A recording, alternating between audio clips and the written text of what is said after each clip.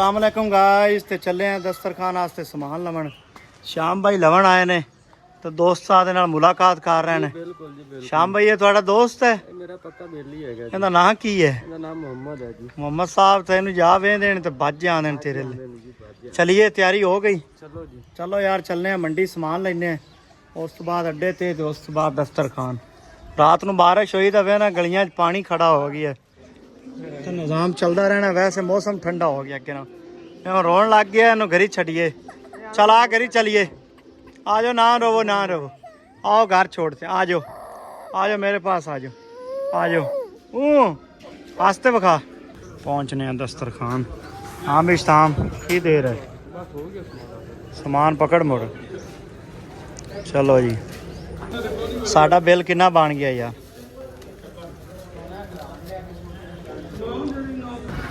साडे बुंगा याद दियां सोहणियां सोहणियां गलियां जिन्होंने लोग बड़ा मिस करते हैं जेड़े दुबई सऊदीया कतर ओमान या होर किसी भी कंट्री है या जेड़े बेचारे लाहौर रहिंदे पे ने 6 महीने बाद आ रहे हैं उन्होंने तो पुछो इन्हां गलियां की कदर।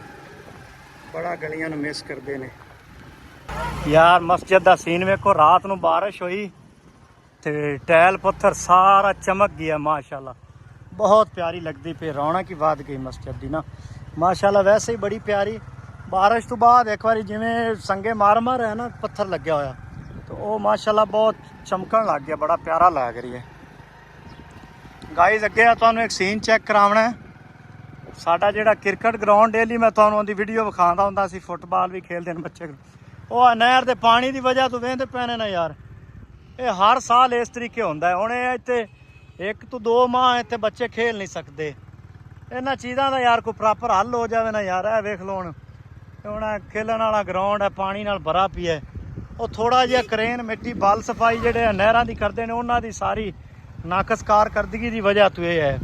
हुण बच्चे कल इत्थे हुण जनाजा होना सी बुंगा जात फौतगी हुई जनाजा नहीं हो सका उन्होंने किसी के डेरे जाके जनाजा करवाया। तो यार इन्हां चीज़ों का नोटिस लिया करो। इन्हां चीज़ों ते आवाज़ उठाई करो यार। तो ये पानी इहदे ना आंदा ये साफ जगह होंदी बच्चे भी खेलते कल जनाजा भी हो जाता। चलो जी श्याम साहब चलो। इत्थे आते बुंगा बिल्कुल 0 किलोमीटर हो जाता है यानी कि एग्जैक्ट लोकेशन है बुंगा यार की।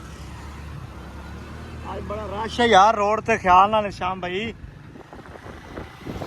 ए वेख लो ग्राउंड सारे पास फुल होया पिया नाल वेखदे पैने ना भी रेस्क्यू दफ्तर बन रहे हैं। पहले एक दिन तुहानू वीडियो विखाए सी उन्हों का भी काम बेचारियां का बंद हो गया। वो वेख लो अंदर तक पानी पानी हो गया। इस सारी नहर वालियां दी नाकस कारकर्दगी। नहर का पारा अगर तकड़ा किया होवे कदे भी ना इस तरीके पानी इन्हां जगह से आवे। रोड के उत्ते बेचारा झाड़ू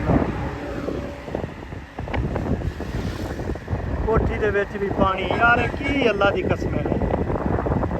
क्यों नहीं ख्याल करते नहर महकमा। इन्हें करोड़ों अरबां के फंड हैं इन्हों के करोड़ों टैक्स इकट्ठे जिमीदारां तो कर रहे हैं फिर भी यार ये चीज़ां वेख लो। चलो यार चलने दस्तरखान की जानब। अपना मेन मकसद है अल खैर दस्तरखान फ्री खाना गरीब मुसाफर जेड़ा दोस्त भी आवे उनके लिए। अपना कोई ये कंटेंट नहीं है भी यह चीज़ होनी चाहिए है नहीं। बिजलियां बंद हैं तो कारखाने तो पानी लैन आया जी तो पानी वाह वाह ला जी बच्चा इतने सैंकली नवा रही है। हाँ बई ये की कर रही हैं इतों ही यार पानी लै लेने आपां भी। अब पीने वास्ते पानी का जग भर के लिया अंदरों। मेहरबानी बच्चे थैंक यू यार।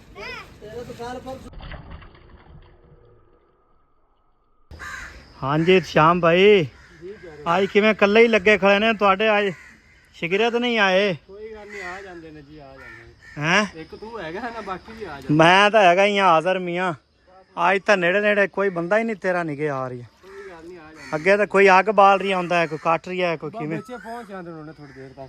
चलो आज आप थोड़ा जल्दी आए हैं ना। अल्लाह खैर करे जी।